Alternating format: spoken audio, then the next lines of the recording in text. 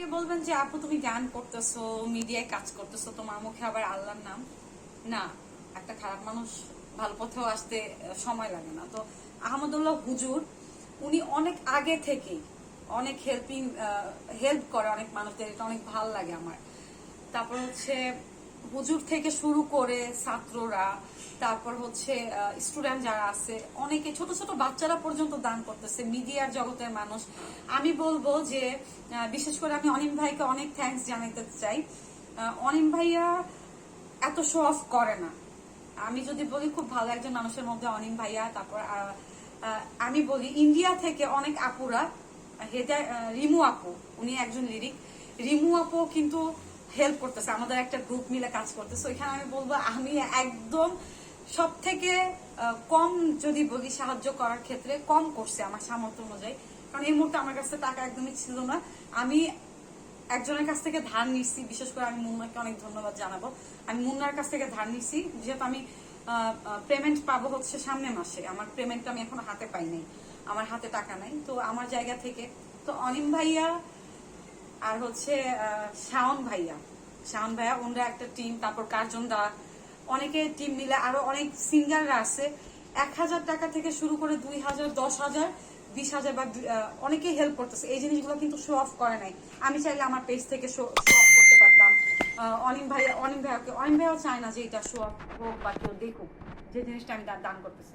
তো আমাদের একটা টিম, যদিও আমাদের দানগুলো ছোট, বাট এটা অনেক কিছু আমার সামর্থ্য অনুযায়ী যে যার মতো করতেছে। আমার দান আমি যেটুক পারছি আমি করছি হেল্প নিয়ে।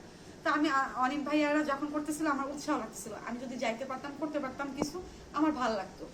তা আমার কাছে মনে হচ্ছিল যে এই মুহূর্তে যদি আমার কাছে টাকা থাকতো, আমি সব টাকা মানে দিয়ে দিতাম। তো মানে যে একটা অবস্থা, সবাই দোয়া করবেন। আর অনেক জায়গায় অনেক ফেক মানুষজন কিন্তু হচ্ছে টাকা তুলতেছে। আপনারা টাকা কিন্তু বুঝে বিকাশে টাকা পাঠাবেন, যাকে তাকে বিকাশে টাকা পাঠাবেন না। একটা সময় আমি প্ল্যান করলাম অনিম ভাইয়াদের গ্রুপে যে আমি লাইভে, বাট ওই জিনিসটা ওনারা আমাকে সাপোর্ট করে নাই। কারণ আমি যে বিকাশে গিয়ে টাকা চাবো, অনেকে বিশ্বাস করবেন না বা এই টাকাটা যাচ্ছে কিনা শিওর না। আমি যে টাকাটা সঠিকভাবে দিব তার কোনো গ্যারান্টি নাই।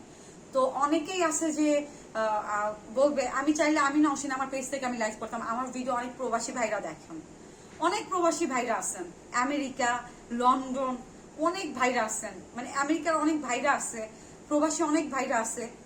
তারা মানে যদি আমি বলি তারা হেল্প করতে অনেক টাকা উঠবে, আমি জানি তারা হেল্প করবে আমাকে, কিন্তু আমি লাইফটা পরে আমি করি নাই। আমি বিকাশে টাকা চাই না। আমরা আমাদের নিজেদের সামর্থ্য অনুযায়ী যে যতটুকু পারছে অনিম ভাইয়ার ওখানে ওনারা টাকা কালেকশন করে ওনাদের মতো করে দিচ্ছে।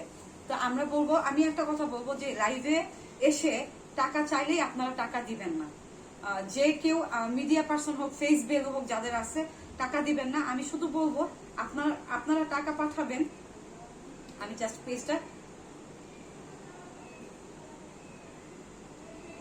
আপনারা যদি টাকা যারা বিকাশে পাঠাচ্ছেন, প্রবাস থেকে কিন্তু অনেক ভাইরা টাকা পাঠাইতেছেন। আমরা ঘরে যারা আছি 1 থেকে 2 টাকা শুরু করে 10 টাকা, 20 টাকা, 10,000, 20,000 টাকা আপনারা যদি পাঠান, মিডিয়া ভিত্তিক পার্সন আমরা যারা আছি আমাদেরকেও টাকা পাঠাবেন না, লাইভে টাকা পাঠাবেন না। কারণ টাকাটা সঠিকভাবে কিন্তু যারা বন্যায় বন্যায় মানে কুমিল্লা ফেনীতে টাকাটা যাচ্ছে কিনা আপনারা গ্যারান্টি কি তারা দেখাবে কিছু।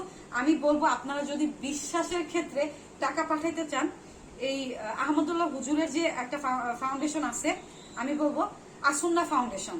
আমি জাস্ট একটু দেখাই দিতে চাই, দরকার পড়ে এটা স্ক্রিনে এই পেজটা আমি দিয়ে দিব।